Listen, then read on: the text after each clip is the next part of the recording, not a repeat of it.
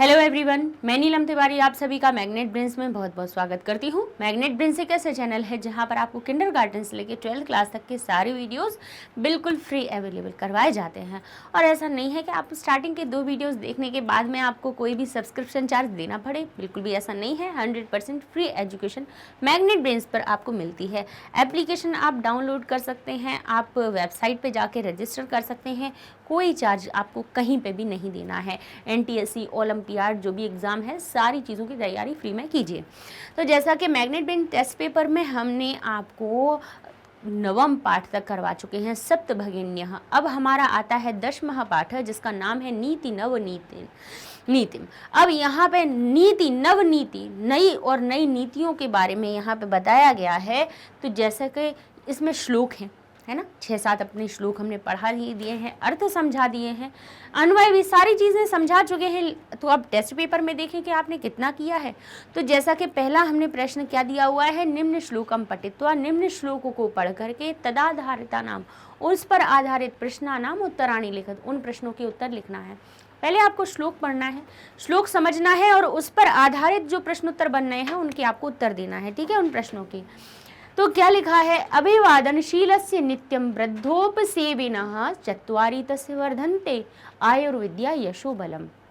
अच्छी बात बताई गई है कि लोग कहते हैं ना कि बड़ों की सेवा करने से क्या होता है ना, बड़ों की सेवा करने से क्या हो जाता है, अभिवादन करने से क्या होता है। तो आपने देखा होगा कई बच्चों की शुरुआत से आदत होती है कि किसी से भी मिलेंगे तो उससे उन्हें हाथ जोड़कर प्रणाम करते हैं। जब आप हाथ जोड़कर किसी के सामने विनम्रता से जब नम्र होते हैं, अभिवादन करते हैं उनका, तो सामने वाले के मुंह से वो ना चाहते हुए भी वो आपसे कहेगा खुश रहो। आपको नहीं है पता कि किसकी वाणी पे कब सरस्वती बैठे और कब आपकी उसके द्वारा दिया गया आशीर्वाद आपको फलीभूत हो जाए, है ना। तो यहाँ पे क्या लिखा हुआ है, इसी बात को बताया गया है। और जब भी आप किसी अपने बड़े बूढ़ों की, वृद्धों की आप जब सेवा करते हैं तो उनके मुंह से भी हमेशा ये निकलती है कि खुश रहो, आप खुश रहो। तो जब आयुष्मान भव, आप आयुष्मान हो, आप दीर्घायु हो, तो देखिए जब किसी के मन को हम प्रसन्न करते हैं तो उसके मन से, उसके मुख में से हमारे लिए अच्छे वचन निकलते हैं और उनका प्रभाव हमारे जीवन पर पड़ता ही है। यही हमारा पहला श्लोक कहता है अभिवादनशील से, अभिवादनशील का यानी अभिवादनशील कौन हो सकता है, व्यक्ति ही होगा, है ना। गाय भैंस बैल तो करते नहीं है ना, लेकिन अगर सिखाया जाता है तो वो भी विनम्रता उनके अंदर भी आ जाती है। तो हम तो मनुष्य हैं जिनके पास सर्वश्रेष्ठ तत्व बुद्धि भगवान ने दिया हुआ है। तो यहाँ लिखा है अभिवादनशील से, अभिवादनशील का, नित्यम यानी हमेशा, नित्य वृद्धोपसेविनः, वृद्धोप यानी वृद्ध व्यक्तियों की सेवा करने वाले का, किन किन का, अभिवादनशील का यानी हर किसी बड़े पुख के सामने विनम्र रहने वाले का, विनम्र अभिवादन करने वाले का, और हमेशा वृद्धोपसेविनः, सेवा करने वाले का, किनकी, वृद्धों की, बड़े बूढ़ों की सेवा करने वाले का। चत्वारि तस्य वर्धन्ते, उसके चारों बढ़ते हैं। क्या चारों चीजें बढ़ती हैं, आयु विद्या यशः बलम। आयु, विद्या, यश और बल, ये चारों ही चीजें चत्वारि तस्य वर्धन्ते, उसके, उस व्यक्ति के चारों ही हमेशा बढ़ते हैं। कौन कौन सी चीजें, उसकी आयु में वृद्धि होती है, उसकी विद्या में वृद्धि होती है, उसके यश में वृद्धि होती है, उसके बल में होती है। तो ये चारों चीजें उसकी बढ़ती हैं। तो यहाँ पर ये हो गया श्लोक। अब श्लोक हो गया तो अब इससे जुड़े हुए हम प्रश्नोत्तर देख लेते हैं। इस श्लोक से प्रश्न कैसे बनाए जा सकते हैं।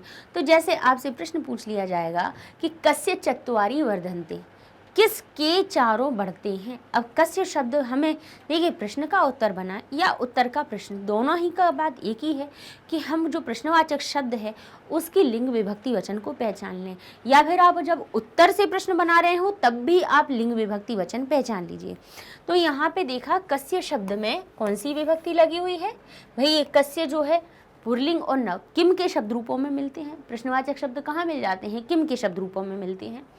तो जब आप किम की पुल्लिंग और नपुंसक लिंग वाले शब्द रूपों को आप देखेंगे तो उसमें कस्य जो है नपुंसक लिंग और पुल्लिंग, है ना, दोनों के ही आप षष्ठी के एक वचन में देखेंगे तो हमें किम शब्द कस्य बन जाता है, रूप परिवर्तित हो जाते हैं। जैसे बालक बालकस्य बन जाता है, ऐसे ही किम कस्य बनता है। अब जबकि हमें पता चल गया कि इसमें षष्ठी विभक्ति बहुवचन एक वचन का रूप लिखा हुआ है, तो निश्चित ही जहाँ लिखा है चत्वारि वर्धन्ते, चारों बढ़ते हैं, तो जिस व्यक्ति के बढ़ते हैं उसमें षष्ठी विभक्ति एक वचन का रूप लगा होगा। तो यहाँ पर हम देखें तो षष्ठी विभक्ति एक वचन कहाँ लिखा है, सबसे पहले किसके बारे में बताई गई है, अभिवादनशीलस्य। तो आप ये भी लिख सकते हैं अभिवादनशीलस्य चत्वारि वर्धन्ते। अब आप कहेंगे यहाँ पे तो तस्य आ रहा था, तस्य वर्धन्ते, चत्वारि वर्धन्ते के साथ में षष्ठी का एक वचन तस्य लिखा था, तत् का, तो क्या तस्य लिख देते। अब तत् का अर्थ होता है वह। अब अगर हम इसको कहें कि हम लिख देते हैं कि उसके चारों बढ़ते हैं, तब भी आपके मन में प्रश्न रह ही जाएगा कि किसके, तो यहाँ पे कह दिया अभिवादनशील के, अभिवादनशील के, या फिर वृद्धोपसेविनः, सेविन शब्द में भी षष्ठी विभक्ति एक वचन लगा है, तो आप दो चीजों को ही आप क्या कर सकते हो, उत्तर बना सकते हो। उसमें आप लिख सकते हैं अभिवादनशीलस्य चत्वारि वर्धन्ते च वृद्धोपसेविनः चत्वारि वर्धन्ते। वृद्धोपसेवी के, वृद्ध लोगों की, वृद्ध जनों की जो सेवा करता है उसके, तो सेवन शब्द में भी हमारा कौन सी है, षष्ठी विभक्ति एक वचन, तो आप षष्ठी का एक वचन वृद्धोपसेविनः भी ले सकते हैं उत्तर में, और अभिवादनशील से भी लिख सकते हैं। लेकिन तस्य मत लिखिएगा, क्योंकि तस्य कह रहा है कि उसके, तो उसके या उनके शब्द तो हमें वैसे ही प्रश्नवाचक शब्द बना ही रहेगा, हमारा कोई उत्तर उसमें सही निकल के नहीं आएगा। तो ऐसे आप इसके उत्तर बना सकते हैं। दूसरा है नित्यम केशाम सेवाम कर्तव्या, नित्य यानी हमेशा, केशाम सेवा कर्तव्या, किनकी सेवा करनी चाहिए, तो क्या लिखी थी, वृद्ध, वृद्धोपसेवना लिखा हुआ था। तो अब हम क्या कहेंगे, वृद्ध लोगों की करनी चाहिए। अब वृद्ध शब्द जो आना है उसमें हम कौन सी विभक्ति लगाए, क्योंकि पद जो कहता है वो कहता है एक पद में देना है, यानी सही विभक्ति लगा के उस शब्द को लिखना है। तो हम कहेंगे नित्य वृद्धों की सेवा करनी चाहिए। अब हमने हिंदी में तो हमने कह दिया कि नित्य वृद्धों की सेवा करनी चाहिए, वृद्धों की, तो वृद्ध को बड़े बूढ़ों को वृद्ध कहा जाता है, तो हम यहाँ पे वृद्ध लिख दिया हमने। अब काकी के का अर्थ लगाना है इसमें, तो काकी के का अर्थ कब लगता है, षष्ठी विभक्ति में। अब एक वृद्ध नहीं है, बहुत सारे हैं, तो षष्ठी विभक्ति लगाएंगे, लेकिन बहुवचन वाली। षष्ठी की बहुवचन लगाने के लिए नाम लगा देते हैं, तो ये वृद्ध हो जाएगा, अकारांत है तो बालक जैसे बनता है बाल का नाम, तो वृद्ध बन जाएगा वृद्धाणाम। क्या बन जाएगा, वृद्धाणाम, यानी वृद्धों की। तो केशाम शब्द को पहचानने से हमें ये पता चला कि अगर इसमें हमारे पास षष्ठी का बहुवचन लगा हुआ है, तो हमारा जो उत्तर बनने वाला है उसमें आपको षष्ठी का बहुवचन लगाना है, तो वृद्धाणाम हमारा सही रूप बन जाएगा। कई बार आपको लगेगा कि बालक शब्द में तो बालक का नाम लिखा जाता है, लेकिन वृद्ध में वृद्धाणाम क्यों लिखा गया, राम को रामाणाम क्यों लिखा गया, रामेण क्यों लिखा गया। तो भाई अगर नाम कहीं पे जोड़ रहे हो प्रत्यय में ना या ना हो, और जो मूल शब्द है उसमें अगर र और श दिया हुआ हो, तो ये जो न होता है वो ण में परिवर्तित हो जाता है, एक णत्व संधि होती व्यंजन की, जिसके कारण ये हमारा परिवर्तन होता है। ठीक है, चलिए, तो इस प्रकार से हमारा एक पद का उत्तर हो जाता है। पूर्ण वाक्य में उत्तर देख लेते हैं। अभिवादनशीलस्य कानि चत्वारि वर्धन्ते, अभिवादनशील के क्या चारों बढ़ते हैं, कौन सी चारों चीज़ें बढ़ती हैं। कानी कह रहा है कि बहुत सारी वस्तुएं हैं, चार हैं, एक नहीं है, बहुत सारे हैं। तो आप बता देंगे कि आयुर्विद्या यशोबलम। अब आयु विद्या यशोबलम, आयुर्विद्या जो लिखा हुआ है वो किससे मिलकर बना है, कहेंगे आयु और विद्या। तो कहेंगे ये जो रा है वो कहाँ से आया है, ये रा कहाँ से आया है, रत्व संधि से आया है। विसर्ग के बाद में यारा लावा हो या फिर 3 4 5 हो। 3 4 5 का अर्थ क्या होता है, 5 अपने पास व्यंजन वर्ग होते हैं, कचट तक, का वर्ग, चा वर्ग, टा वर्ग, ता वर्ग, पा वर्ग। इसके पहले और दूसरे अक्षर को छोड़ दो, यानी का खा को छोड़ दो, चा छा को छोड़ दो, टा ठा को छोड़ दो, ता था को और पाव फा को, इनको छोड़ दिया जाए तो बाकी के बचे 3 4 5 अक्षर, यानी ख को छोड़ने के बाद ग घ इंग, ज झ य, ड ढ ण, द ध न, ब भ म, ये 3 4 5 ये अक्षर हों या फिर यारा लावा हो, और विसर्ग के पहले कौन सी आ की मात्रा नहीं हो, कोई भी मात्रा हो, तो फिर हमारा विसर्ग रत्व संधि से रा में बदल जाता है। और यही सारी चीजें विसर्ग के बाद यही सारे अक्षर हों 3 4 5 या 11 अलावा ह, लेकिन विसर्ग के पहले अगर आ हो तो विसर्ग फिर किस में हो जाता है, ओ की मात्रा में परिवर्तन। जैसा कि यहाँ पे दोनों ही उदाहरण दे दिए गए हैं। यहाँ आयु के बाद में क्या लिख दिया है, आयुर्विद्या, और यहाँ पे कर दिया है यशो बलम। तो यशः शब्द भी देखिए मूल शब्द क्या था, यशः, क्योंकि ओ की मात्रा अकेली किसी विभक्ति में नहीं आती है, तो ये ओ की मात्रा कहाँ से आई, उत्व संधि से आई। फिर यहाँ पे देखिए बलम शब्द हो रहा था, तो देखिए क्या परिवर्तन हुआ, यहाँ हमारा ये परिवर्तन हुआ कि विसर्ग के बाद कौन कौन से हों, 3 4 5, या फिर यर अलावा ह, ठीक है, इनके होने पे, या फिर विसर्ग के बाद ये सारी चीजें हों। लेकिन पहले का भी ये देखना पड़ेगा कि अगर विसर्ग के पहले कोई मात्रा है, कोई मात्रा लगी हो, है ना, विसर्ग के पहले वाला जो शब्द है उसमें कोई मात्रा हो, तब तो विसर्ग हमारा आधे रा में बदलेगा। तो ये हो गया आयुर्विद्या। और अगर मात्रा नहीं है, विसर्ग के पहले आ है, तो वो उत्व संधि का नियम लग जाता है, तब विसर्ग हमारा ओ की मात्रा में बदल जाता है। तो ये उत्व संधि और रत्व संधि के विसर्ग के नियम है। तो जिससे कि अगर हम इनको अलग करें, इनको अपने मूल रूप में लिखें, तो ये क्या हो जाएगा, आयु विद्या यशः और बलम। ठीक है, तो कानि चत्वारि वर्धन्ते, आप कहेंगे आयु विद्या यशः बलम। तो ये आपके क्या हो जाएंगे, चारों चीजें हो जाएंगी। पूर्ण वाक्य में आप उत्तर दे देंगे। किस प्रकार से लिखेंगे, अभिवादनशीलस्य, कानि के स्थान पे ये चारों चीजें लिख के एतानि चार चत्वारि वर्धन्ते। अब एतानि लिखिए, नहीं लिखिए कोई बात नहीं, आप इतना लिख दीजिए, आयु विद्या यशः बलम चत्वारि वर्धन्ते, चारों बढ़ते हैं। ठीक है, आयु भी बढ़ती है, यश भी बढ़ता है, विद्या भी बढ़ती है और बल भी बढ़ता है। आगे लिखा है वृद्धोपसेविनः, यानी वृद्धों की सेवा करने वाले का चतुर्थः किम गुण वर्धते, चौथा कौन सा गुण बढ़ता है, आयु विद्या यशः बलम, चौथा गुण कौन सा है, बल। तो हम कहेंगे किम के स्थान पे कौन सा लिख देंगे, बलम। किम के स्थान पे क्या लिख देंगे, बलम लिख देंगे। वृद्धोपसेविनः चतुर्थः गुणः बलम वर्धते। ठीक है, चौथा गुण कौन सा बढ़ता है, आयु विद्या यशो बलम।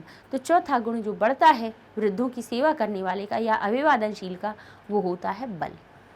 पहली आयु बढ़ती है, दूसरी विद्या बढ़ती है, तीसरा यश बढ़ता है, फिर बल बढ़ता है। इस प्रकार से ये हमारा प्रश्न हो जाता है। अब निर्देशानुसार उत्तर देख लेते हैं। श्लोक में जो सदा का अर्थ क्या होता है, हमेशा। इतस्य पदस्य कह पर्याय आगत, बताइए हमारे पूरे श्लोक में सदा का अर्थ क्या होता है, हमेशा। हमेशा को बताने वाला ऐसा कौन सा शब्द है जो सदा या हमेशा का अर्थ बता रहा हो। पर्याय का अर्थ वही तो होता है कि भाई हाथी है, हाथी को गज भी कहा जाता है, तो हमें पता चल जाए कि करी भी कहा जाता है। तो हाथी को कहा जाए कि हाथी को बताइए आप हाथी का पर्याय क्या होगा, तो आप कहेंगे गज भी कहते हैं उसको और करी भी कहते हैं, तो ये दोनों क्या हो गए, पर्याय हो गए। ठीक है ना। तो यहाँ पे भी कहा है कि श्लोक में जो सदा है इस पद का पर्याय क्या है, तो सदा को क्या कहते हैं, हमेशा। और हमेशा का ही यहाँ पे कौन सा आया है, तस्य उसका आया है, यश आया है, बल आया है, नित्य आया है। नित्य का मतलब होता है हमेशा, नित्य का अर्थ क्या होता है, हमेशा, प्रतिदिन। तो नित्य हमारा इसका सही पर्याय हो जाएगा। ठीक है, अगला प्रश्न देख लेते हैं। चत्वारि तस्य वर्धन्ते, चारों उसके बढ़ते हैं। अत्र क्रियापदम किम, यहाँ पे क्रिया क्या है, तो क्रिया वो होती है जिनमें तिगंत प्रत्यय जुड़े होते हैं। कौन से तिगंत प्रत्यय, कहें ती तह अंति सीथह थ आमी आव आमह, किसी क्रिया में जुड़े हों। फिर लंग लकार के देखें तो त ताम न अह तमता अम आव आम जुड़े हों, तो वो भाई तो भी क्रिया हम पहचान लेते हैं। ऐसे ही लोट लकार के, विधिलिंग लकार के। अब अगर कहीं लिखा है ते, तो आप कहेंगे ती तह अंति में हमें ते कहीं नहीं दिखता है, तो फिर कहाँ से आया ये ते, तो ते आत्मने वाली क्रिया में भी प्रत्यय होते हैं। जैसे तीतः अंति परस्मय पद की क्रियाएं होती हैं और आत्मने पद की जो क्रियाएं होती हैं, लब होती है, वर्ध होती है। इन धातुओं में सेव होती है, धातु सेवा करना, प्राप्त करना, है ना। ये धातुएं कैसी होती हैं, आत्मनेपद की धातुएं होती हैं, और इनमें तीतः अंति नहीं लगाया जाता है, इनमें लगाते हैं ते एते अंते, से एथे द्वे, ए आवहे आमहे। तो हमें किसी क्रिया में ये जो प्रत्यय दिख जाए समझ जाना वही हमारी क्रिया है। तो भाई काम कौन सा हो रहा है, उसका हो रहा है, चार होता है, वर्धते है या वर्धनते, तो क्रिया कहेंगे वर्धते। अगर होती भाई एक वचन की बात होती तो हम कहते एक बढ़ता है तो कहते थे एकम वर्धते, लेकिन ये कह रहे हैं नहीं चार बढ़ रहे हैं तो वर्धनते हो गया। तो क्रिया हमारी कौन सी हो गई, वर्ध धातु में आत्मनेपद के अनुसार इसका रूप बना हुआ है, तो ये वर्धनते हमारी क्रिया है। ठीक है, अगला प्रश्न अब देख लेते हैं अगले श्लोक को, उससे जुड़े हुए प्रश्नोत्तर देखेंगे।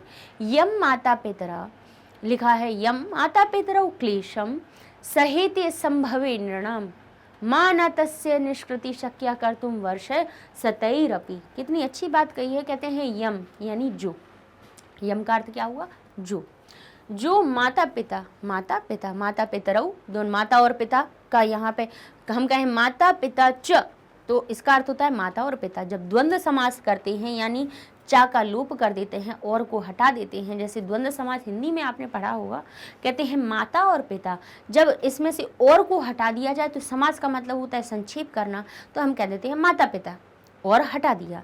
ऐसे ही संस्कृत में हम कैसे हटाते हैं, द्वंद्व समास में, जैसे लिखा है माता पिता च, च का अर्थ क्या होता है और। आपको पता है कि संस्कृत में जब और लगाया जाता है च को, उसको दोनों पद के बीच में न लगा के अंत में लगा देते हैं। ठीक है, तो हिंदी में तो हम क्या कह देते, माता और पिता लिखा हुआ होता तो और का लोप कर देते, तो ये हमारा क्या बन जाता, सामासिक पद बन जाता है। संस्कृत में क्या करें, अगर आपको चा का लोप करना है तो आप क्या करेंगे, माता पिता साथ में लिखेंगे, यानी माता शब्द में को भी कोई परिवर्तन नहीं, पिता को भी कोई परिवर्तन नहीं।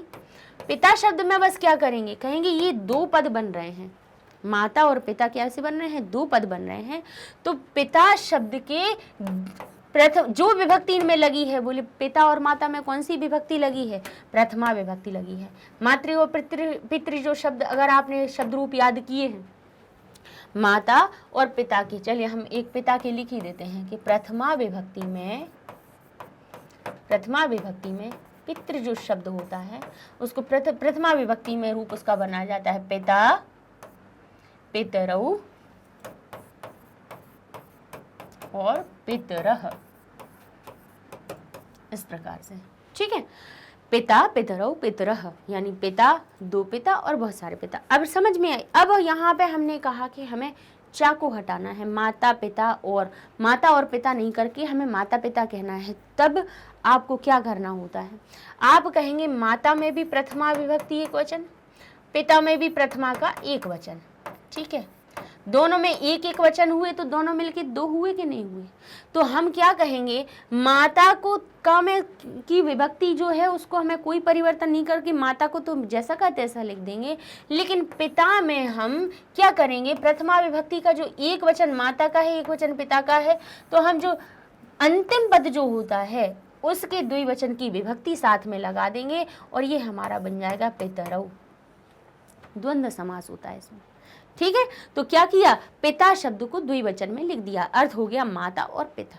ठीक है ना, द्वंद्व समास का यहाँ पे नियम लगा हुआ है, तो अर्थ क्या निकल रहा है, यानी जो माता और पिता क्लेशम सहेते, क्लेश को सहन करते हैं, संभवे नृणाम, नर शब्द नृ शब्द का नृणाम बन गया। नृ का अर्थ क्या हुआ, नर यानी व्यक्ति, मनुष्य के संभव होने में, यानी किसी भी व्यक्ति या मनुष्य जो हो उसका जब जन्म होता है उस समय पर जो माता पिता क्लेशम सहेते, क्लेश को सहन करते हैं, कठिनाइयों को सहन करते हैं, परेशानियों को सहन करते हैं, माँ यानी नहीं, न तस्य निष्कृति शक्या कर्तुम वर्ष शतैरपि, शतैः अपि शब्द से मिलकर बना है वर्ष शतैः अपि। यहाँ पे भी रत्व संधि का नियम हुआ तो ये आधा रा बना और आ मिलके सो ये रा पूरा हो गया और रपि बन गया।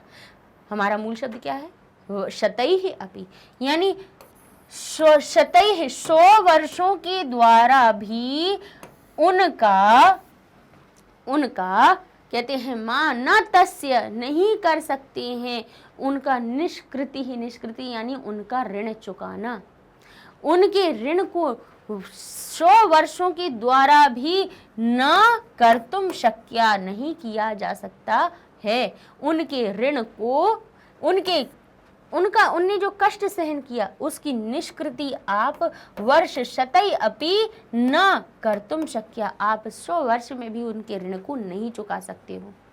जो कि माता पितरौ क्लेशम सहेते संभवे नृणाम, संभव होने में, नर के संभव होने में, मनुष्य के जन्म लेने पर जो माता पिता क्लेश को सहन करते हैं, कष्ट को सहन करते हैं, उसको तस्य कृति तस्य निष्कृति, उसकी जो निष्कृति है, उसका जो ऋण है, ना कर तुम शक्य नहीं कर सकते हो तुम, वर्ष शतैरपि 100 वर्षों के द्वारा भी आप उसके ऋण को नहीं चुका सकते हो। तो अब ये हमने जब आपको बता दिया तब इससे जुड़े हुए प्रश्न अपन देख लेते हैं कैसे बनेंगे। कौ क्लेशम सहते, कौन क्लेश को सहते हैं, तो यहाँ पे कौ शब्द से पहचानो, कह कौ के किम का प्रथमा विभक्ति का द्विवचन का रूप है, अर्थात जो हमें उत्तर मिलने वाला है उसमें प्रथमा विभक्ति द्विवचन लगी होनी चाहिए। किसमें लगी है? माता पितरों में लगी है। ये हमारा सही उत्तर बन जाएगा। प्रश्न की लिंग विभक्ति वचन पहचान लिया, उत्तर हमें तुरंत दिख जाएगा श्लोक में। कथम माता पितरौ क्लेशम सहते, कथम यानी कैसा, कैसे माता पिता क्लेश को सहन करते हैं, कैसे करते हैं, कहेंगे संभवे नृणाम, नर के संभव होने में माता पिता क्लेश को सहन करते हैं। तो आप यहाँ से लिखेंगे कथम यानी कैसे, कथम माता पितरौ क्लेशम सहते, कहेंगे कैसे माता पिता क्लेश को सहन करते हैं, कहते हैं संभवे नृणाम, मानव के संभव होने में, मनुष्य के जन्म लेने पर। ठीक है, तो ये हमारा क्या हो जाएगा, सही उत्तर बन जाएगा। पूर्ण वाक्य में उत्तर देख लेते हैं। माता पित्रोह यानी माता पिता के क्लेशस्य निष्कृति, उनके क्लेश की निष्कृति कई है अपि किसके द्वारा भी कर तुम ना शक्यते, कई है शब्द में तृतीया का बहुवचन लगा है किम में, तो हमें क्या करना है, वर्ष शतई है, कौन सा तृतीया का बहुवचन जिसमें लगा हुआ है वही हमने उसके स्थान पे लगा दिया, हमारा पूर्ण वाक्य का उत्तर बन गया। माता पित्रोह क्लेशस्य निष्कृति वर्ष शतई अपि न कर तुम शक्यते। ठीक है, कोई समस्या है? बिल्कुल नहीं होनी चाहिए। भाष्य कार्य देख लेते हैं। श्लोके माता पितरौ इति कर्तृपदस्य क्रियापदम किम, माता पितरौ के साथ में, माता पितरौ अगर कर्ता बने हैं तो उनके साथ में क्रिया कौन सी आई है, बताइए। ते एते अंते कहाँ लगी हुई है, माता पितरौ के साथ में, बताइए क्रिया कौन सी आई है, सहेते, ते एते अंते, तो यहाँ पे क्रिया जो है हमारी वो कौन सी बनेगी, सहेते। ठीक है, अगला प्रश्न है ना तस्य निष्कृति ही, क्रियापद को छांटना वही है कि हमें तिगंत प्रत्यय पता होना चाहिए कि लकारों में कौन कौन से प्रत्यय लगते हैं, प्रत्यय देखोगे आपको क्रिया मिल जाएगी। अब माता पितरौ कैसे थे, प्रथम पुरुष के कर्ता बन रहे थे, द्विवचन की क्रिया बन रही थी, इसीलिए यहाँ पे हमने प्रथम पुरुष द्विवचन की ते की जगह पे अंते, ते के बाद एते जो आता है उसको हमने सही कर दिया। आगे लिखा है ना तस्य निष्कृति ही, अत्र यहाँ पे उसकी निष्कृति नहीं की जा सकती। यहाँ पर तस्य जो पद है, तस्य पदम कस्मै आगतः, किसके लिए आया है, संभवाय के लिए आया है, संभव होने के लिए आया है, क्लेश के लिए आया है, निष्कृत्य के लिए आया है, वर्षेभ्यः के लिए आया है, यहाँ पे वर्षेभ्यः कर लीजिए। ठीक है, तो ये जो तस्य शब्द है वो किसके लिए आया है कि उसकी निष्कृति, उसका ऋण नहीं चुकाया जा सकता है। किसका ऋण नहीं चुकाया जा सकता है, कहेंगे उस क्लेश का, उस कठिनताई का। तो ये जो तस्य शब्द है किसके लिए आया है, क्लेश के लिए आया है। ठीक है, आगे देखते हैं। दृष्टिपूतम कहते हैं, दृष्टिपूतम न्यसेत पादम, वस्त्रपूतम जलम पिबेत, सत्यपूतम वदेत वाचः मनःपूतम समाचरेत। कहते हैं दृष्टि से पवित्र, न्यसेत पादम कहते हैं रखना चाहिए पैर को, दृष्टिपूतम आँखों से पवित्र करके, यानी ठीक प्रकार से आँखों से जो सही दिखे वहीं पर हमें क्या रखना चाहिए, न्यसेत पादम, पैरों को रखना चाहिए, कदम बढ़ाना चाहिए। वस्त्रपूतम जलम पिबेत, वस्त्र से पवित्र किया हुआ जल, यानी वस्त्र से पवित्र कब होगा, जब उससे कपड़े से छान के। वस्त्र पूतम जलम पिबेत, वस्त्र से पवित्र किया हुआ जल पीना चाहिए। सत्य पूतम वदेत वाचम, सत्य से पवित्र की हुई वाणी को बोलना चाहिए। मनः पूतम समाचरेत, और मन से जो पवित्र हो वैसा आचरण करना चाहिए। यहाँ पे मनुष्य को कैसा आचरण करना चाहिए उन बातों को बताया गया है कि दृष्टि पूतम, दृष्टि यानी आंखों, दृष्टि से जो पवित्र हो, न्यसेत पादम, वहीं पे आपको पैर रखने चाहिए। भाई कहते हैं ना कि आंखें खोल के सही ढंग से कदम बढ़ाओ, है ना, आंखें खोलकर देख के ही आगे की रास्ते को सही प्रकार से देखकर ही हमें कदम बढ़ाना चाहिए। तो दृष्टि पूतम न्यसेत पादम, वस्त्र पूतम जलम पिबेत, सत्य पूतम, पूत शब्द किसके लिए आया है यहाँ पे, पवित्रता के लिए आया है। सत्य पूतम वदेत वाचम, यहाँ पे इसको तोड़िए तो ये हमारा क्या बनना है, वदेत वाचम, यानी वाणी को कैसा बोलना चाहिए, जो सत्य से पवित्र की गई हो ऐसी वाणी बोलनी चाहिए, यानी सत्य बोलना चाहिए। और मनः पूतम, मन से जो पवित्र हो, कपट नहीं, किसी के लिए कपट नहीं, ऐसा आचरण नहीं रखिए, मन से पवित्र जो हो वैसा आचरण करना चाहिए। तो ये हमारा क्या हो गया श्लोक। चलिए अब देख लेते हैं इसके प्रश्न उत्तर को, जिसमें कि एक पद का उत्तर आपको देना है। तो पहला प्रश्न है हमारा, कीदृशम जलम पिबेत, कि किस प्रकार का जल पीना चाहिए। अब कीदृश शब्द है, निश्चित ही ये विशेषणवाची शब्द बनना है, कीदृश, कीदृशः नहीं बना है, कीदृशी नहीं बना है, कीदृशम बना है। अर्थात समझ लेना चाहिए कि इसका जो उत्तर आना है वो ना ही पुल्लिंग में आना है ना स्त्रीलिंग में, ये नपुंसकलिंग में आना है। तो कीदृशम जलम पिबेत, कैसा जल पीना चाहिए। तो आप यहाँ से देखिए, आपको उत्तर सामने स्पष्ट हो जाएगा। क्या लिखा है, जलम पिबेत, कैसा, वस्त्र पूतम, मिल गया नपुंसकलिंगवाची शब्द, उत्तर बन गया आपका। ठीक है। मनः पूतम किम कुर्यात, मन से पवित्र क्या करना चाहिए, यहाँ से मनः पूतम क्या करना चाहिए, समाचरित। तो वही हमारा ये हो गया उत्तर। कोई बड़ी बात नहीं है, थोड़ा सा बस हमें अगर अर्थ समझ ले, हम किसी चाहे गद्यांश हो या पद्यांश हो, अर्थ समझ लिया ना, उत्तर अपने आप मिल जाएंगे। कीदृशी वाचम वचेत, किस प्रकार की वाणी को बोलना चाहिए। तो यहाँ क्या लिखा है, सत्य पूतम वदेत वाचम, वदेत वाचम, वदेत यानी बोलना चाहिए, वाणी को कैसी, सत्य पूतम, सत्य से पवित्र की हुई वाणी को बोलना चाहिए। आगे लिखा है दृष्टिपूतम किम कुर्यात, दृष्टि से पवित्र क्या करना चाहिए। देख लीजिए यहाँ पे क्या है, दृष्टिपूतम न्यसेत पादम, पैरों को आगे रखना चाहिए। दृष्टिपूतम क्या करना चाहिए, न्यसेत पादम, पैरों को रखना चाहिए। चलिए ये भी हमारा प्रश्न हो गया। ठीक है, अब भाष्यकार देख लेते हैं। पिबेत इत्यास्मिन पदे कह लकार, अब एत एताम एयुः कहाँ बनता है हमारा, त ताम न बन दिखिए आपको जहाँ पर भी, लेकिन त ताम न अह तम ता अम आव आम, ये लंग लकार के होते हैं। लेकिन अगर इन प्रत्ययों के आगे आपको एक ही मात्रा का आगमन दिख जाए, किसी मूल धातु में एक ही मात्रा हो और उसमें फिर लंग लकार जैसे प्रत्यय आपको दिखाई दें, समझ लेना ये विधिलिंग लकार की बात हो रही है, जहाँ चाहिए का अर्थ निकलता है। पिबेत यानी पीना चाहिए, इत्यस्मिन पदे कौन सा लकार है, विधिलिंग लकार। ठीक है।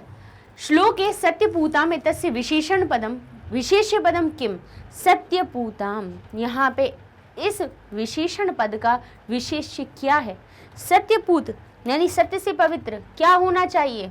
सत्य जो पूत शब्द है यानी सत्य से जो पवित्र शब्द है वो किसके लिए आया है, किसकी पवित्रता को दर्शा रहा है, कह रहे हैं वाचम, वाणी की, वाणी से पवित्र बोली को बोलना चाहिए। तो सत्यपूताम क्या हुआ है, सत्य से पवित्र क्या, वाणी। तो सत्यपूताम शब्द बना विशेषण और वाणी बनी उसका विशेष्य। ठीक है, जिस चीज की विशेषता बताई जाती है उसको विशेष्य कहा जाता है। ठीक है, तो सत्यपूताम क्या होनी चाहिए, वाचम। ठीक है, अगला प्रश्न है हमारा, निम्नलिखित आनी श्लोकानी पठित्वा। अब क्या करना है आपको, निम्नलिखित जो भी नीचे श्लोक दिए हुए हैं उनको पढ़ करके मंजूषाया सहायताया, मंजूषा की सहायता दे, रिक्त स्थानानि पूर्यन अन्वय लिखत, रिक्त स्थानों के को पूर्ण करके अन्वय आपको लिखना है। तो इसमें हम क्या करेंगे, पहले हम श्लोक को पढ़ेंगे। जैसे लिखा है, सर्वम परवशम दुखम सर्वम आत्मनम वशम सुखम, एतत् द्वे, कहते हैं एतत्, यहाँ से अलग करें, एतत् विद्यात् समासेन लक्षणम सुख दुखयो। देखिए बहुत अच्छी बात है, कितनी बढ़िया बात कही है। कह रहे हैं जब कहा जाए कि सुख या दुख क्या है, सुख या दुख का एक समास लक्षण, समासीन लक्षण, समासीन लक्षणम यानी संक्षिप्त। समास का अर्थ क्या होता है? संक्षिप्त। संक्षिप्त किसमें, या कहें कि बिल्कुल सार में, जिसका कहें कि एक बिल्कुल छोटी सी सामान्य भाषा में कह दिया जाए कि समासीन यानी संक्षिप्तता के द्वारा जो लक्षण होता है सुख दुख का, वो क्या होता है? एतत् यही विद्यात, जानना चाहिए, यही जानना चाहिए सुख दुख का लक्षण। अब क्या होता है सुख और दुख का लक्षण? तो कह रहे हैं परवशम, परवशम दूसरे के वश में रहना, सर्वम सब कुछ दुखम, सर्वम सारा दुख है, परवशम दूसरे के अगर आप वश में रह रहे हो तो सर्वम दुखम तो सारा दुख है। और कहते हैं सर्वम आत्मवशम सुखम, और अपने वश में रहना ही सुख है। अपने वश में रहना यानी किसी के अधीन ना रहना सुख है, और किसी के अधीन रहना क्या होता है? दुख होता है। यही एतत् यानी यही क्या कह रहे हैं? विद्या, विद्यात यानी जानना चाहिए, यही जानना चाहिए समासीन संक्षिप्त में लक्षण, लक्षणम सुख दुखयो, सुख दुख का यही लक्षण जानना चाहिए। अब देखिए सुख और दुख शब्द में योह लगा हुआ है। योह कहाँ आता है? षष्ठी या सप्तमी के द्विवचन में, है ना।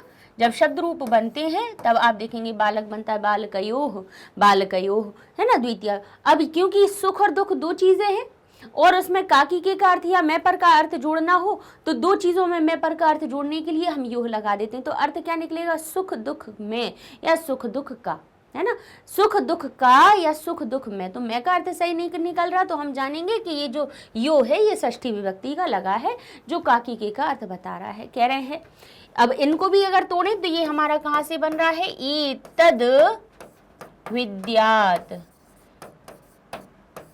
यानी यही जानना चाहिए, एतद विद्यात यही समझना चाहिए, समासीन, समासीन। अब एतद शब्द है ये द कहाँ से आया है? त से आया है, क्योंकि मूल शब्द क्या होता है? एतत् होता है।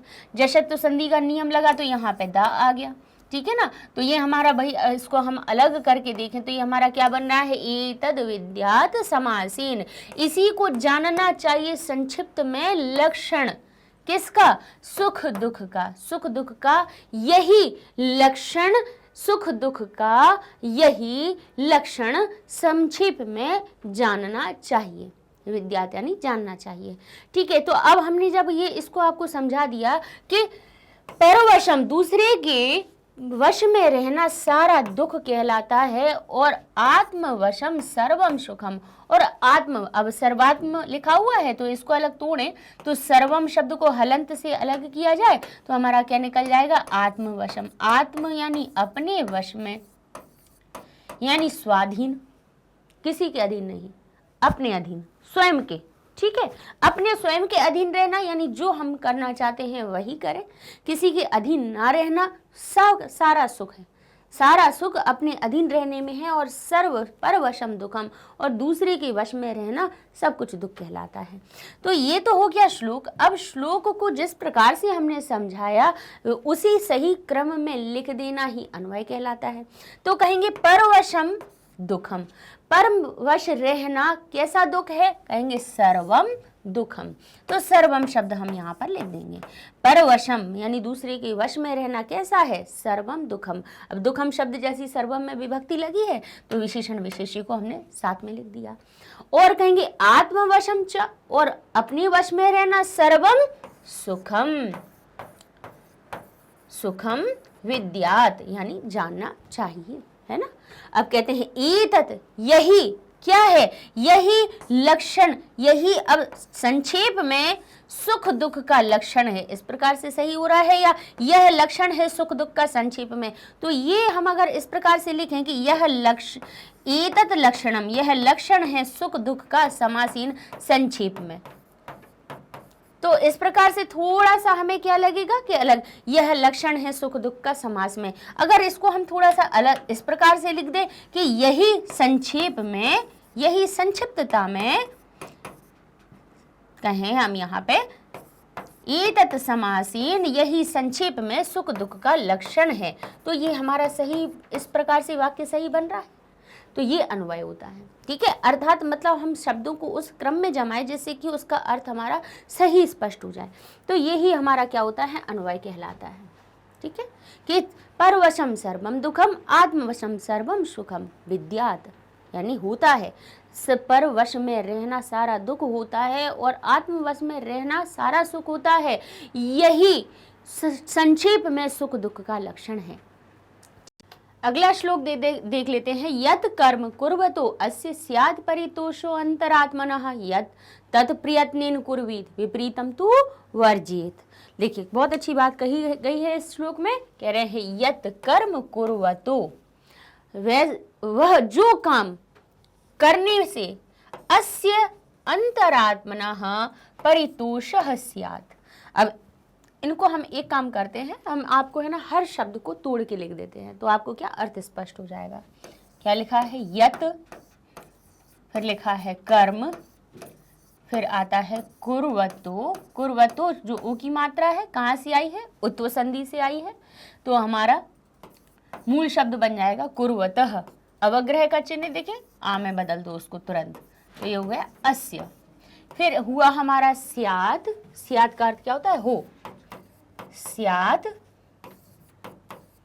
अस्य स्यात् परितोषो, फिर से परितोषो, ओ की मात्रा और अवग्रह दिख जाए तो ओ की मात्रा को विसर्ग में बदल के आगे के अवग्रह को आ में बदल दीजिए।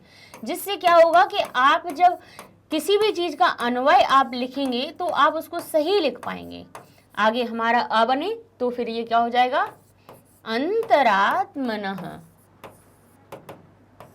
ठीक है, देखो क्या लिखा है, यत कर्म कुर्वतः, वह जो कर्म करने से, यत कर्म कुर्वतः जो कर्म करने से, अस्य अंतरात्मा परितोषः स्यात्, जिससे कि अंतरात्मा परितोषित हो। कहते हैं तत् प्रयत्नेन कुर्वीत, उसको तो प्रयत्न से करना चाहिए। उसको कैसे करना चाहिए, प्रयास करके, भरपूर प्रयास करके करना चाहिए।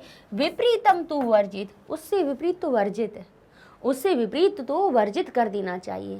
कहते हैं अंतरात्मा, हमारी स्वयं की अंतरात्मा, अस्य जिसको करने से। अब यहाँ पे देखिए हमारा अर्थ किस प्रकार से बन रहा है। देखिए शब्द यहाँ वहाँ लिखे हैं, है ना, क्योंकि पैरामीटर के हिसाब से लिखे गए हैं। अब शब्द अर्थ कैसे निकल रहा है, यत कर्म कुर्वतः, वह कर्म करना चाहिए, जो कर्म करना चाहिए, जिससे कि कहते हैं अस्य अंतरात्मा, जिससे अंतरात्मा परितोषित हो, जिससे अंतरात्मा परितोषित हो। यत कर्म कुर्वतः, वैसा कर्म करना चाहिए। और यत कर्म कुर्वतः अस्य अंतरात्मा परितोषः स्यात् तत् उसको तो वह प्रयत्नेन, उसको तो प्रयत्न के द्वारा, प्रयत्नेन कुर्वीत, उसको तो प्रयत्न से करना चाहिए। विपरीतम तो वर्जित, विपरीत, उससे विपरीत तो वर्जित है। विपरीतम तो वर्जित, उससे विपरीत तो वर्जित कर देना चाहिए। वर्जित यानी उसको नहीं करना चाहिए, उसके लिए तो निषेध है, या वो काम तो कभी करना ही नहीं चाहिए।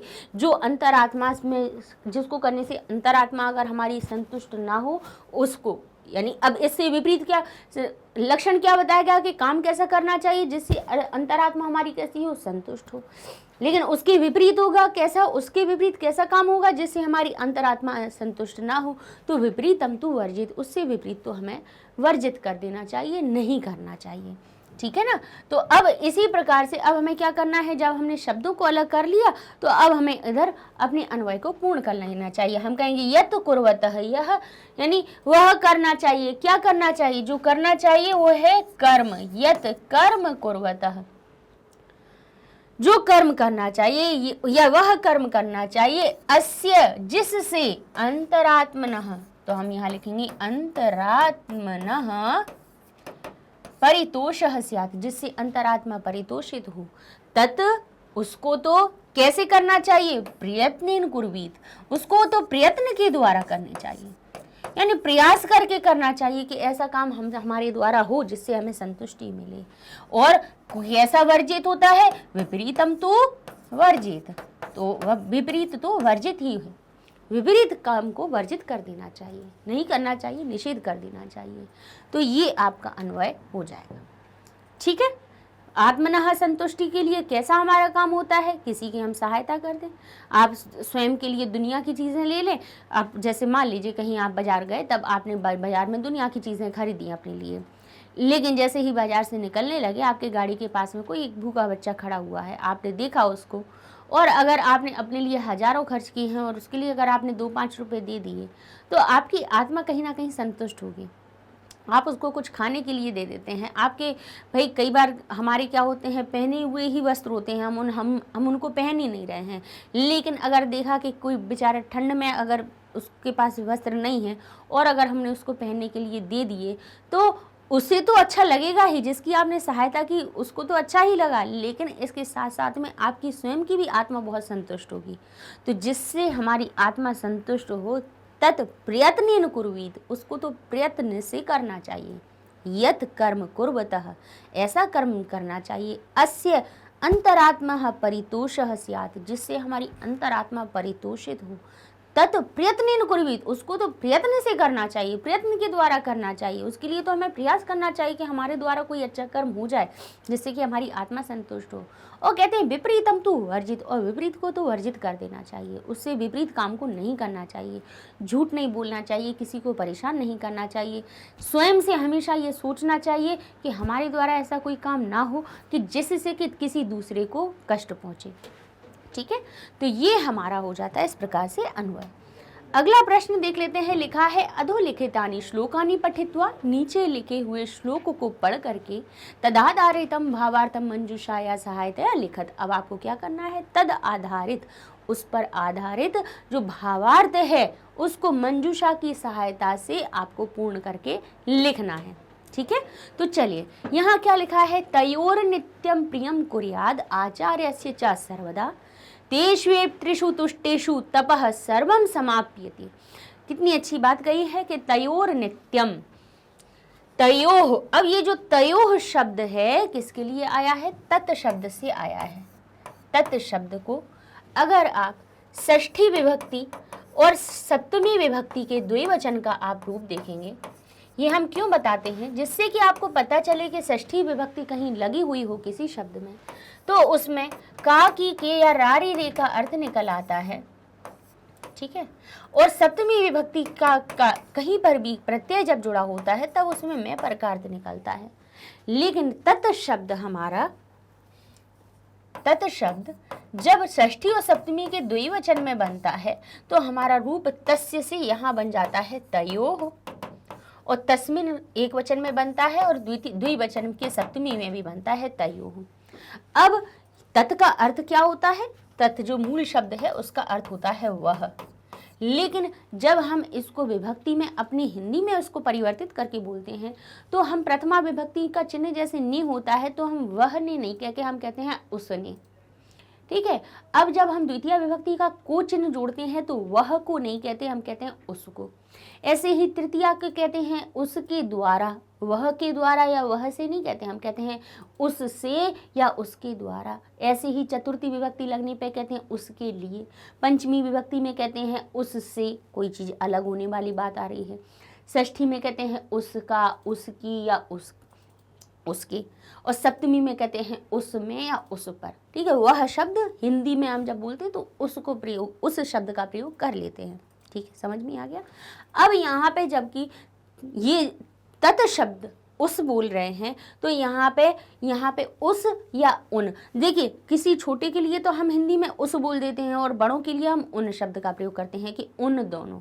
अब उन, क्योंकि यहाँ पे जो उन जो बन रहा है वो दो बन रहे हैं, तो उन दोनों में या उन दोनों पर या उन दोनों का, उन दोनों का, उन दोनों की या उन दोनों की। ठीक है, अब ये समझ में आ गया कि इसका तयोः का अर्थ क्या क्या निकल रहा है। या तो हम कह रहे हैं इसका उन दोनों का लगा दो, आगे वाले शब्द के हिसाब से की लगा दो या के लगा दो, या फिर निकलेगा उन दोनों में या पर। ठीक है, अब हमने कहा तयोः। अब तयोः शब्द पहले हमने इसको अगर तोड़े तो ये जो र बना हुआ है रत्व संधि से आया है, ठीक है। विसर्ग हमारा र में परिवर्तित हुआ, किस नियम से? रत्व संधि के नियम से। रत्व संधि क्या कहती है कि विसर्ग के बाद में 3 4 5 आ जाए, विसर्ग के बाद में 3 4 5। अब आप कहोगे 3 4 5 नहीं लिखा है, यहाँ तो ना लिखा है, तो ना आप देखो ता वर्ग का 5वां अक्षर है कि नहीं है? ता क च ट त प व्यंजन 5 वर्ग होते हैं, याद रखिए। बार बार हम इसलिए सिखाते जाते हैं कि किसी वीडियो में किसी ने देख पाए नहीं देख पाए, किसी के पास किसी भी वीडियो के माध्यम से पहुंच जाए, लेकिन पहुंच जाए उसके पास जानकारी कि हमारे पास व्यंजन के 5 वर्ग होते हैं। क से शुरू होता है, क च ट त प, ये 5 वर्ग होते हैं। और 5 वर्ग के 2 अक्षरों को छोड़ दिया जाए, क ख को जोड़ दिया जाए, च छ को छोड़ दिया जाए, ट ठ को छोड़ दिया जाए, ता था को छोड़ दिया जाए, पा और फा को छोड़ दिया जाए, तो फिर इसके बाद में ग घ और इंगा, फिर कहते हैं ज झ और इया, फिर कहते हैं ड ढ और ण, फिर कहते हैं द ध और न, फिर कहते हैं फ के बाद ब भ और म। अगर ये अक्षर आ जाएं और यारा लावा आ जाएं, यारा ल व और ह आ जाएं, विसर्ग के बाद की बात हो रही है। अब ये 3 4 5 की कह दी है तो इन्हें हटा दो, तो 3 4 5 अपने वो हो गए। तीसरा, चौथा, पांचवा यारा लावा ह, विसर्ग की उत्त और रत्व संधि बिल्कुल समान होती हैं।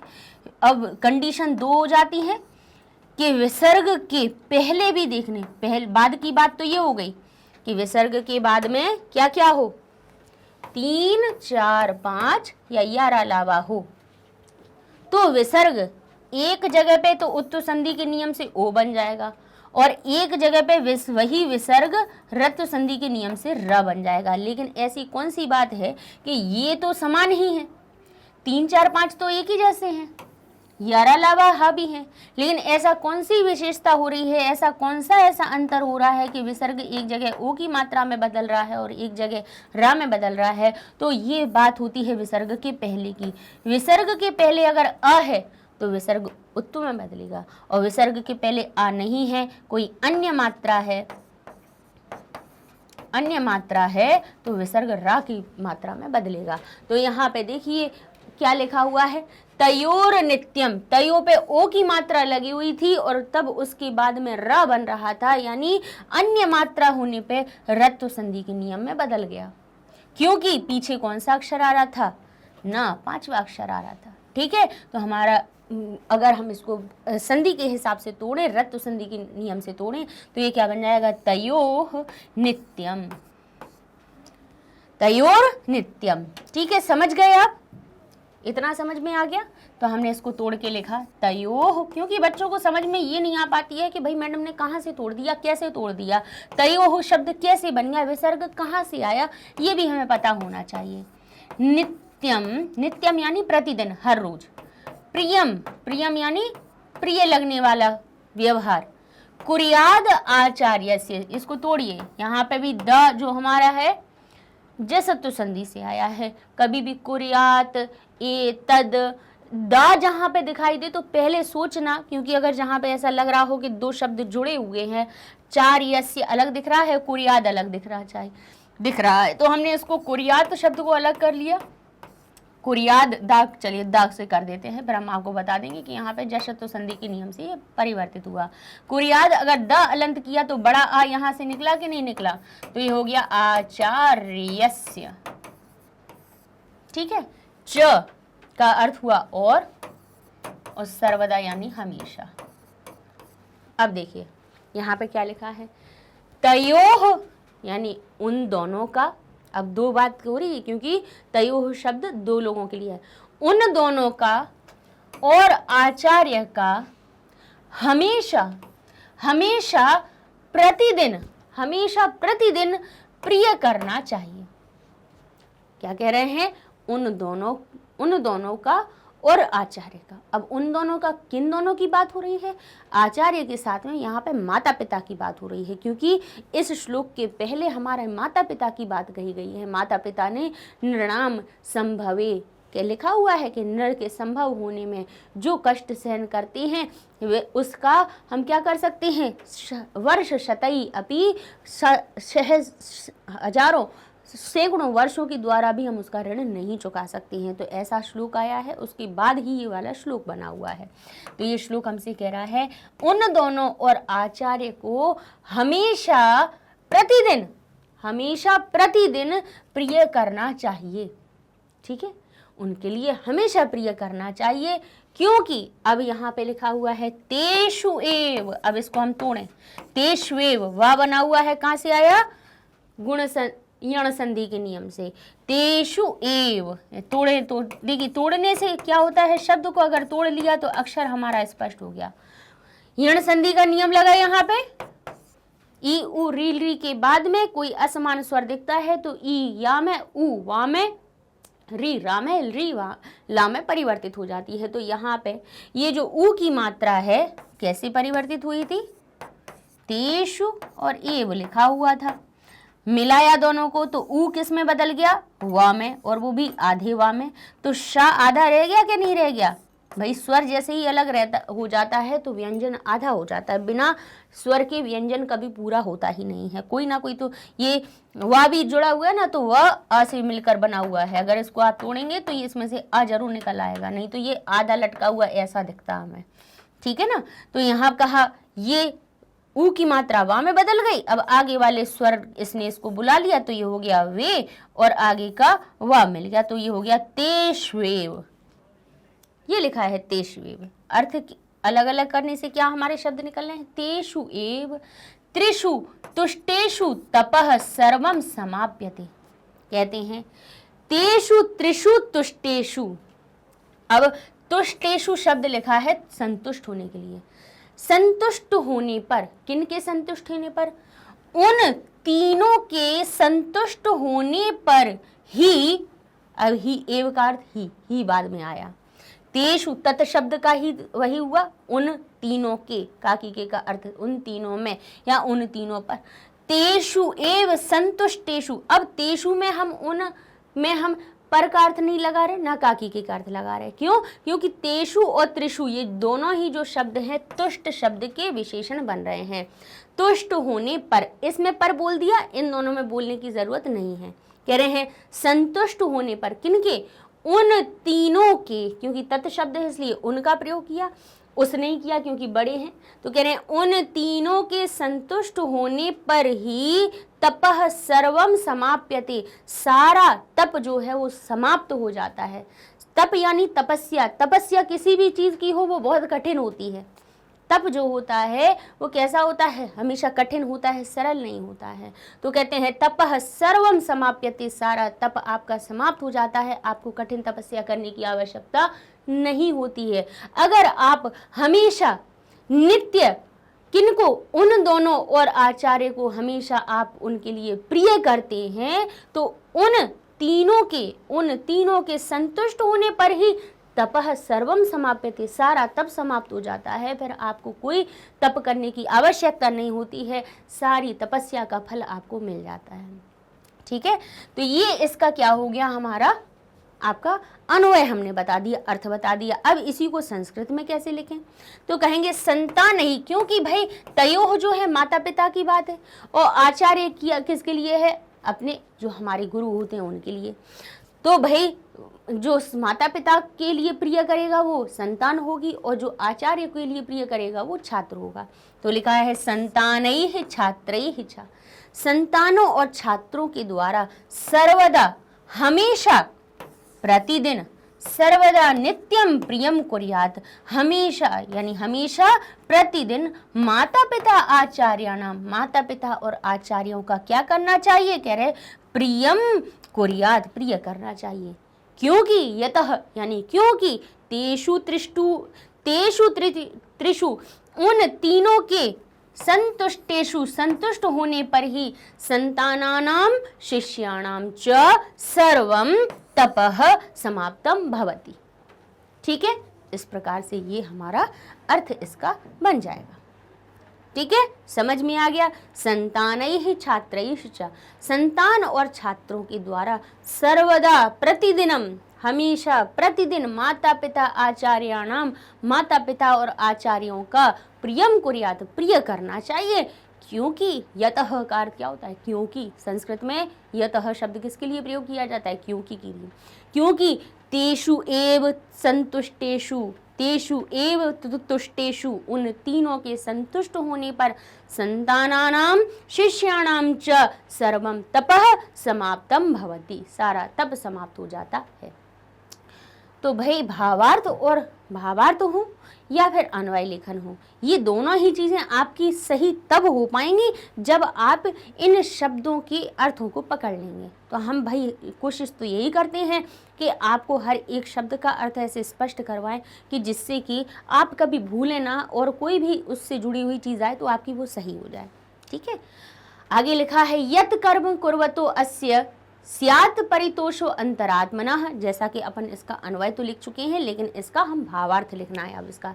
यत कर्म कुर्वतो अस्य, ऐसा कर्म करना चाहिए जिससे अंतरात्मा परितोषः स्यात्, जिससे अंतरात्मा हमारी परितोषित हो। तत् प्रयत्नेन कुर्वीत, उसको तो प्रयत्न से करना चाहिए। विपरीतम तु वर्जित, और विपरीत को वर्जित कर देना चाहिए। ठीक है, अब इसका भावार्थ अन्वय लिखवा दिया।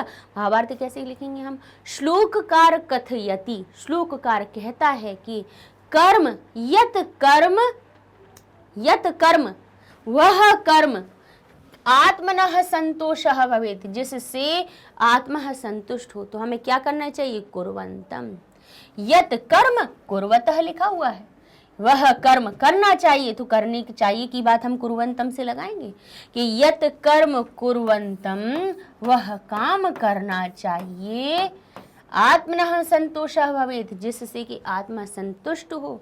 तत्कर्म एव, उस कर्म को ही क्या करना चाहिए?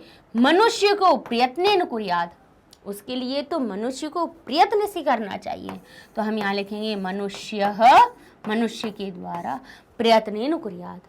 परम, लेकिन यस्मिन संतोषः न स्यात्, लेकिन जिसमें, यस्मिन, अब यस्मिन सप्तमी विभक्ति का है तो यहाँ पर निश्चित बात है कि जिसके बाद में यहाँ पे एक कोई ना कोई सप्तमी विभक्ति का शब्द आएगा। तो यस्मिन कार्ये, जिस कार्य के करने पर, तो यस्मिन कार्ये या जिस कार्य में संतोषः न स्यात्, संतुष्टि ना हो, तत् उस, तू कदापि ना कर्तव्यम, उसको कभी नहीं करना चाहिए। तो उसको, किसको? कर्म को। तो तत्कर्म तू कदापि ना कर्तव्यम, तो उस कर्म को तो कभी भी नहीं करना चाहिए। ठीक है, तो ये आपका भावार्थ हो जाएगा। ठीक है, श्लोककार कथयति यत कर्म कुर्वन्तम, वह कर्म करना चाहिए, आत्मनः संतोषः भवेत्, जिससे हमारी अंतरात्मा को संतुष्टि मिले। तत्कर्म एव, उस वह कर्म ही मनुष्य प्रयत्नेन कुर्यात्, उस कर्म को ही मनुष्य को कैसे? प्रयत्न से करना चाहिए।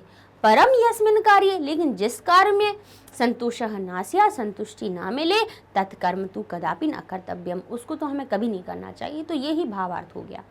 ठीक है, चलिए अब देख लेते हैं हम अगला प्रश्न। लिखा है रेखांकितानां पदानां आधारम कृत्वा प्रश्न निर्माणम कुरुत। रेखांकित पदों को के आधार पर उनकी स्थान पर आपको प्रश्न निर्माण करना है, यानी उन रेखांकित पदों को हटा करके प्रश्नवाचक शब्द ऐसा लगाइए जिससे कि प्रश्न का निर्माण हो जाए।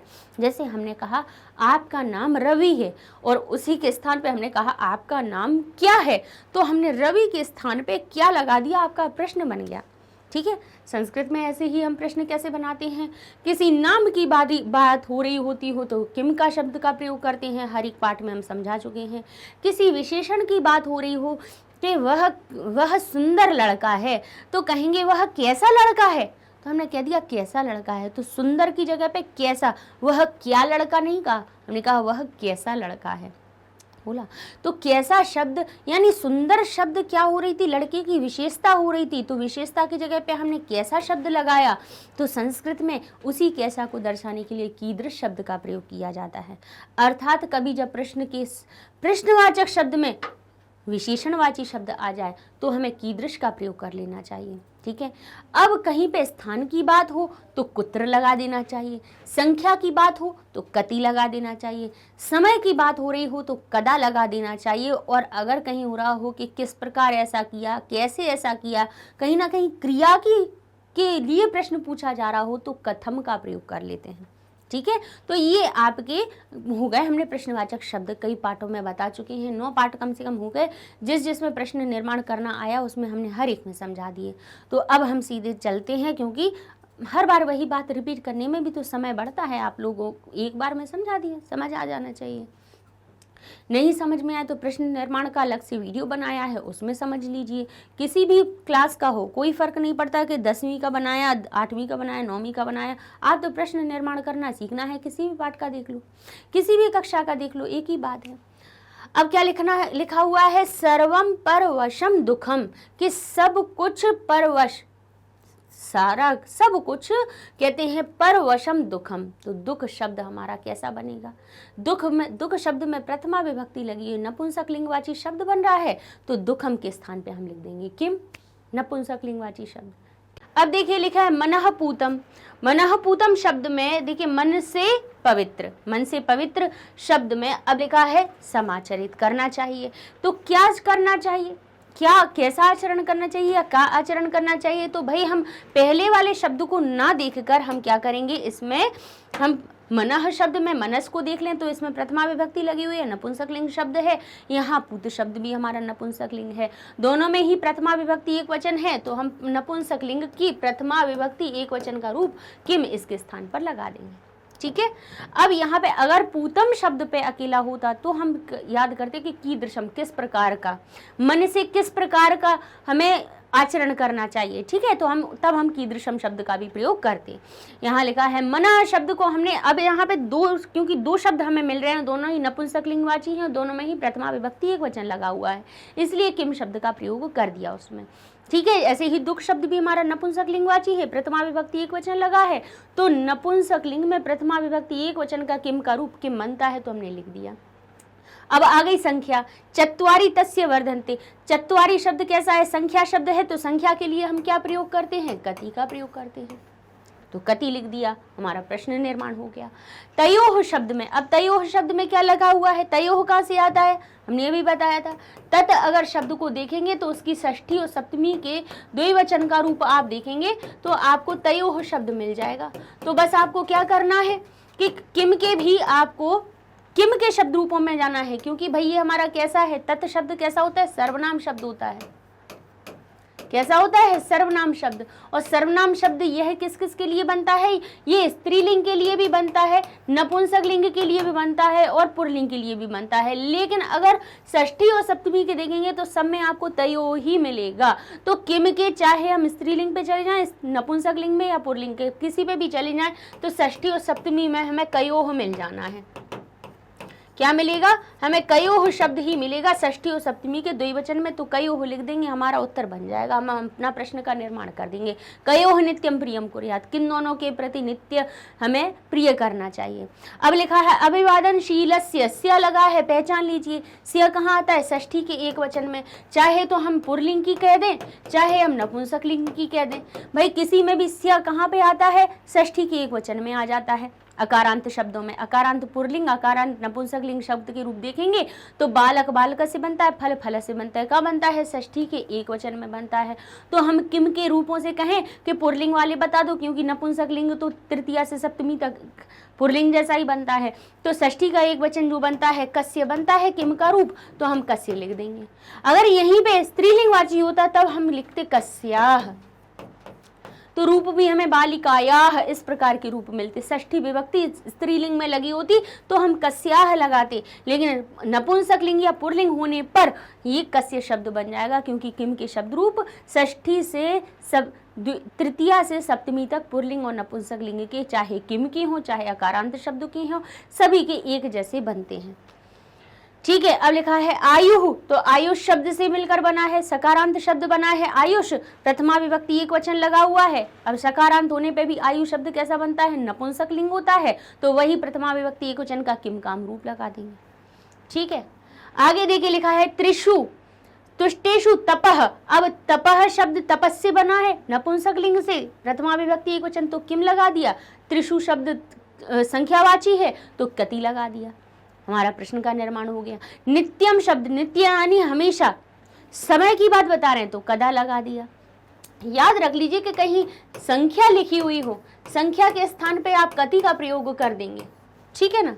संख्या जो कहीं पर हो, संख्या के स्थान पे आपको प्रश्न बनाना हो तो आप कति का प्रयोग करेंगे, जिसका अर्थ होता है कितने। भाई कहीं की स्थान की बात हो रही हो तो कुत्र का लगा दीजिए, जिसका अर्थ होता है कहाँ, ठीक है। किसी समय की बात हो रही हो, नित्य करो, सुबह करो, प्रातः करो, शाम करो, सायं करो, रात्रि में करो, तो उसके स्थान पे कदा लिख देंगे, यानी कब, ठीक है। तो ये हमारे भाई न कुछ हमारे अव्ययवाची शब्द हैं प्रश्नवाचक, जिनका प्रयोग करके हम तुरंत अपना प्रश्न का निर्माण कर लेते हैं। अब क्या लिखा है, सर्वम परवशम दुखम वर्तते, दुख होता है, दुख शब्द वही नपुंसकलिंगवाची एक वचन है, प्रथमा विभक्ति के एक वचन तो किम लगा दिया, ठीक है। भाई उस मूल शब्द का अगर हमें क्या पता हुआ है, लिंग विभक्ति वचन पता है, तो प्रश्न हमें सीधे किम से मिल जाता है। अब लिखा है सर्वम आत्मवशम दुखम वर्तते, सब कुछ अपने वश में होने पर सुख, अपने वश में होने पर सुख होता है, सारा सुख होता है, अपने वश में होने पर सारा सुख होता है। तो कहेंगे सारा सुख किस प्रकार होता है, तो किस प्रकार से होता है, कैसे होता है, तो उसके लिए क्या होता है, कीदृश शब्द का, तो कीदृशम, आत्मवशम नपुंसकलिंग, तो कीदृश भी बनेगा कीदृशम नपुंसकलिंग वाचा। प्रयत्नेन, ईन लगा है तृतीया विभक्ति, तो या तो कीन लगा दें हम, प्रयत्नेन लग, भाई ईन शब्द कहाँ आता है, स्त्रीलिंग, पुरलिंग या नपुंसकलिंग के तृतीया के एक वचन में, तो किम का भी भाई तृतीया का एक वचन का रूप देखें तो कीन बनता है, चाहे पुरलिंग की बात हो या नपुंसकलिंग की। या फिर हम कथम शब्द का भी प्रयोग कर सकते हैं, तो जहाँ पे क्रिया के लिए प्रश्न पूछा गया हो कि तत् प्रयत्न कुर्वीत, वैसा प्रयत्न करना चाहिए, प्रयत्न से करना चाहिए, तो कैसे करना चाहिए, तो कैसे शब्द का भी प्रयोग अगर लगाना है तो कथम का प्रयोग कर सकते हो, जिसका अर्थ होता है कैसा या कैसी। अब लिखा है अंतरात्मनः, आत्मन शब्द में षष्ठी विभक्ति लगती है, शब्द रूप बनता है आत्मनः, तो हम क्या कहेंगे, आत्मन शब्द के स्थान पे कस्य का प्रयोग कर देंगे, ठीक है। अब आगे देखा हमने सुख दुखयोः, योह लगा है तो कयोः आ गया, ठीक है। किम का सीधा हमने षष्ठी और सप्तमी के द्विवचन का रूप देखा। भाई योह योह कहीं पे भी लगा हुआ हो, समझ जाना कि इसमें षष्ठी का द्विवचन लगा है, तो किम से सीधे षष्ठी के द्विवचन का रूप उठा के उससे लिख दीजिएगा, हो जाएगा प्रश्न का निर्माण। नृणाम, नाम नाम षष्ठी का बहुवचन। अब नृ शब्द है कैसा है, पुल्लिंगवाची है, नृ से ही नर बनता है, नृ जो होता है, नृ से ही जो री होती है अर में परिवर्तित हो जाती है तो नर बनता है, नृ से ही बनता है हमारा नर। तो यहाँ पे नृणाम, नृ में नाम लगा है, नाम नाम कहाँ आता है, षष्ठी के बहुवचन में, तो नृ हो गया पुल्लिंगवाची, तो षष्ठी के बहुवचन में पुल्लिंगवाची शब्द क्या बनता है, केशाम बनता है। स्त्रीलिंग होता तो कासाम बना देते, ठीक है। जैसे यहाँ पे हम स्त्री नाम लिखा हुआ होता तो कासाम लिखते, नृणाम लिखा है तो केशाम लिख रहे हैं। वस्त्रपूतम जलम पिबेत, वस्त्र से पवित्र। अब पहले मनः पूतम अलग अलग लिखा था इसलिए हमने किम का प्रयोग किया था, लेकिन अब ये साथ में लिखा है वस्त्रपूतम जलम पिबेत, यानी वस्त्र से पवित्र जल पीना चाहिए। तो कैसा जल पीना चाहिए, वस्त्र से पवित्र। तो वस्त्र जल की विशेषता हो रही है वो कैसा होना चाहिए, वस्त्र से छना हुआ, वस्त्र से पवित्र किया हुआ। तो विशेषणवाची शब्द के लिए कीदृश का प्रयोग करते हैं, तो वस्त्रपूतम नपुंसकलिंग बना तो उसी के लिए कीदृश बनेगा कीदृशम, ठीक है। चलिए अब चलते हैं हम अगले प्रश्न पे, जिसमें कि क्या करना है, निम्न पंक्तिन समुचित मेलयत, निम्न पंक्तियों को समुचित मेलन कीजिए। तो लिखा है चत्वारि तस्य वर्धन्ते, चारों उसके बढ़ते हैं, क्या क्या कहेंगे, आयुर्विद्या यशोवलम, ठीक है। यम माता पितरौ क्लेशम सहते, जो माता पिता क्लेश सहते हैं किसमें, कहते हैं संभवे नृणाम, नर के संभव होने में। जो माता पिता क्लेश सहते हैं उसका कितने भी वर्षों के बाद भी आप उसका ऋण नहीं चुका सकते हो। तयो नित्यम प्रियम कुर्वात, उन दोनों और के प्रति नित्य कुर्यात, और किसके लिए, आचार्य सचा सर्वदा, और आचार्य, उन दोनों और आचार्यों के लिए नित्य हमेशा प्रतिदिन प्रिय करना चाहिए। सर्वम परवशम दुखम, और फिर इसके बाद क्या कहेंगे, सर्वम आत्मवशम सुखम। एतत् विद्या समासेन, यही विद्यात जानना चाहिए संक्षेप में, लक्षणम सुख दुखयो, लक्षण सुख दुख का। यत कर्मम, यह कहते हैं यत कर्म कुर्वतो अस्य, वह कर्म करना चाहिए जो स्यात् परितोषो अंतरात्मनः, जिससे अंतरात्मा हमारी परितोषित हो। तत्प्रयत्नेन कुर्वीत, उसको प्रयत्न के द्वारा करना चाहिए। विपरीतम तो वर्जित, उसको वर्जित, उसका तो वर्जित कर देना चाहिए, उसको तो हमें करना ही नहीं चाहिए। सत्यपूतम वदेत वाचम, सत्य से पवित्र वाणी को बोलना चाहिए। और मनः पूतम समाचरित, और मन से पवित्र आचरण हमेशा करना चाहिए। तो ये लीजिए, इस प्रकार से ये आपके श्लोकांश मिल जाएंगे, श्लोकों के अंश मिल जाएंगे। भाई 2-3 बार आप श्लोकों को पढ़ लेंगे। अभी जैसे टेस्ट पेपर में ही हमने एक तरह से कोशिश की कि 6 जो आपके हैं सारे श्लोकों को पढ़ा दिया जाए, तो हमने उन सबको पढ़ा दिया। कभी कहीं उनसे जुड़े प्रश्न उत्तर पूछ लिए गए, कहीं उनका अन्वय पूछ लिया, कहीं भावार्थ पूछ लिया। इस तरह से सारे आपके श्लोक हो गए। तो अगर आपकी जोड़ियाँ आ जाती हैं तो आपको कहीं पे भी समस्या नहीं आएगी, इसलिए हमने ये चीज़ आपकी करवा दी। इस तरह से ये आपका टेस्ट पेपर हो जाता है पूरा। सारे वीडियोस आपको मैग्नेट ब्रेन्स वेबसाइट पे आसानी से मिल जाएंगे।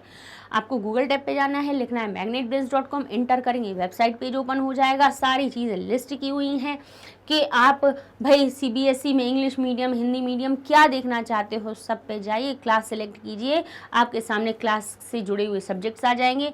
लिस्ट जैसे ही क्लिक करेंगे NCERT को, तो उसके सामने आपके चैप्टर के सारे वीडियोज़ की लिस्ट आ जाएगी और नीचे टेस्ट पेपर आ जाएंगे। तो पहले NCERT का सॉल्यूशन और पूरा अनुवाद सब देख लीजिए। जब वो देख लेंगे तो टेस्ट पेपर आएगा तो उसको सॉल्व आप कर पाओगे। नहीं कर पाओ तो टेस्ट पेपर डाउनलोड करके फिर इसके बाद वीडियो देखिए, तो आपको समझ में आ जाएगा कि आपकी कहाँ गलतियाँ हो रही हैं और कहाँ नहीं होनी चाहिए।